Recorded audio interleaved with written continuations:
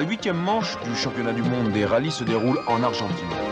Un peu plus de 2000 km de course à travers un vaste territoire qui offre des paysages, des climats et des terrains extrêmement variés. C'est l'hiver dans l'hémisphère sud. Là-bas, la compétition routière revêt un aspect quelque peu insolite. En Argentine, Peugeot Talbot Sport a engagé 3 voitures pour Juha Kankkunen, l'actuel leader du championnat du monde des pilotes de rallye, pour Stig Blomqvist, qui a déjà couru sous les couleurs de Peugeot Talbot Sport et qui remplace Timo Salonen, et pour Bruno Sabi.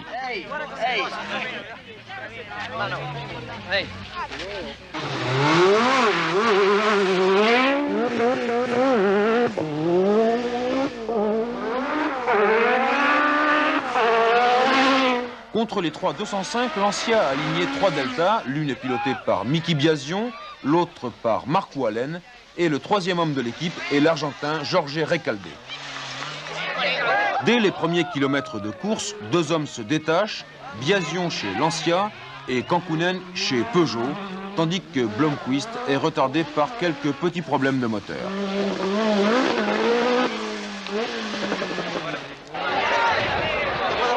De Buenos Aires jusqu'à la province de Cordoba, où se déroule l'essentiel de la course, les équipages rencontrent des conditions climatiques fort différentes, variant du brouillard jusqu'à la chaleur, des paysages souvent impressionnants et somme toute une atmosphère très exotique.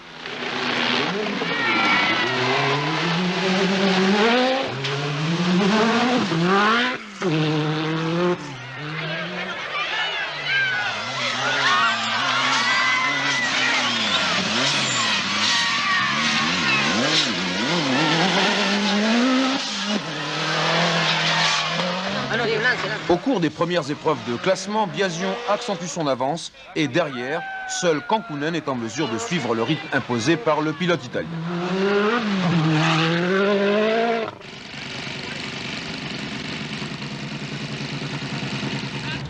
À l'assistance Peugeot, chaque problème trouve sa solution.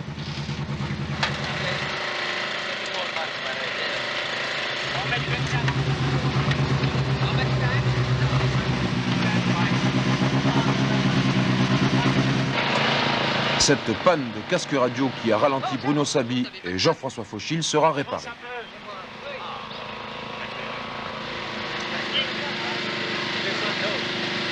Au fil des kilomètres, Kankkunen fait modifier les réglages de suspension de sa 205. Le champion de Formule 1 Carlos Rothmann, ici à droite, pilote Jean Todt d'une assistance à l'autre. Au terme de la première étape, Kankkunen n'est qu'à 48 secondes de Biasion. L'Argentin Recalde est 3e, Allen 4e et Blomqvist, qui fait connaissance avec la 205 Turbo 16, 5e.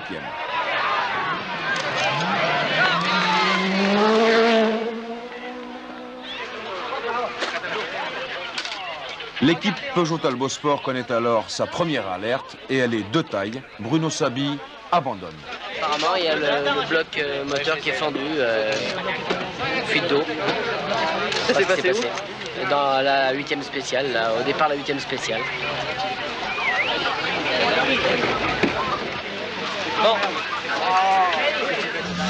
Désormais, la partie se joue à 2 contre 3. Néanmoins, Lancia reste sous la menace Peugeot, car sur Biasion, Kankkunen revient au grand galop.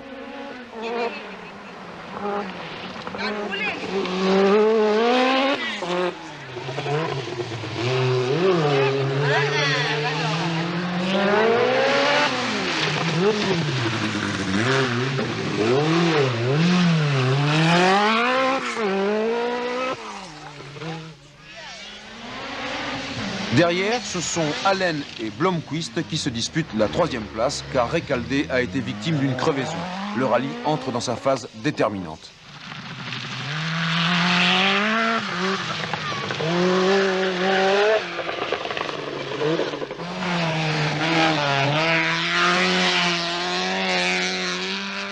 L'écart entre Biasion et Kankkunen était de 48 secondes, le Finlandais l'a réduit à 16 secondes.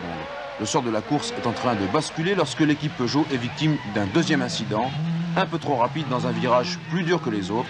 Kankkunen casse une rotule de suspension. Pour lui, le rallye s'arrête là.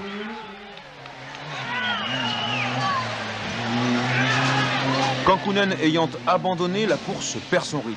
En tête, les deux pilotes de l'équipe lancière reçoivent la consigne de maintenir leur position pour assurer la victoire devant Blomqvist.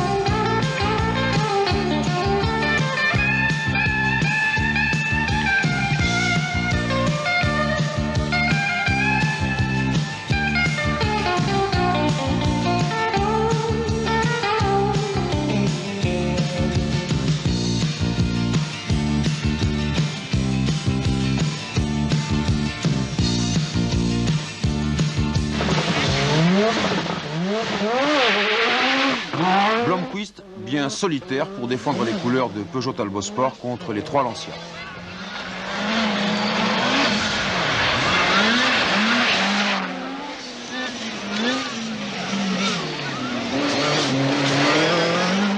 Derrière Biasion et Allen, Blomqvist n'en joue pas moins un rôle non négligeable. Pour conserver son titre de champion du monde des rallyes, Peugeot doit encore s'assurer d'une victoire et d'une troisième place. C'est cette troisième place que Blomqvist a pour mission de défendre.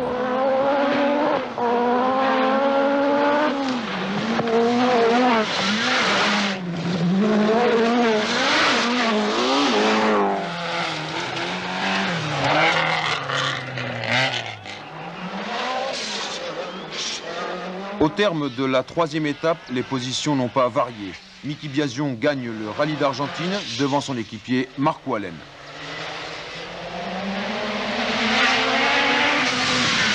Blomqvist est troisième, Blomqvist qui a résisté jusqu'au bout aux attaques de Recalde et de Salancia.